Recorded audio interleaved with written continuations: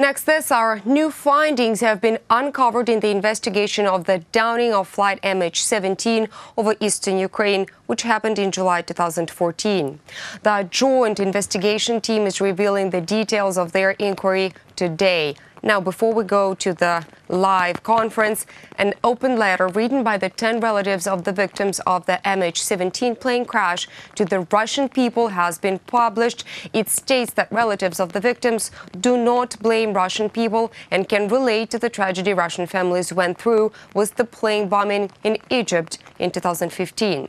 Authors of the letter put all of the blame on the Russian authorities. They call on Russia to cooperate with the international investigation into MH17 because those who are responsible must be held accountable.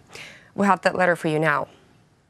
Despite it being nearly 4 years since our lives were shattered, we struggle to comprehend what happened. The people we love were killed in a war in which we were not combatants, a war they had nothing to do with.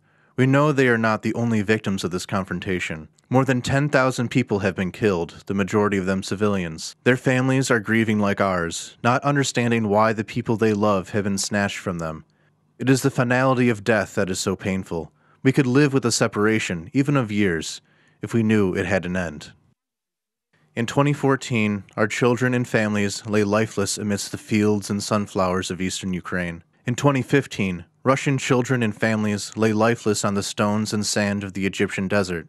In death, we are not so different. Barriers of language, culture, differences in race or religion no longer matter.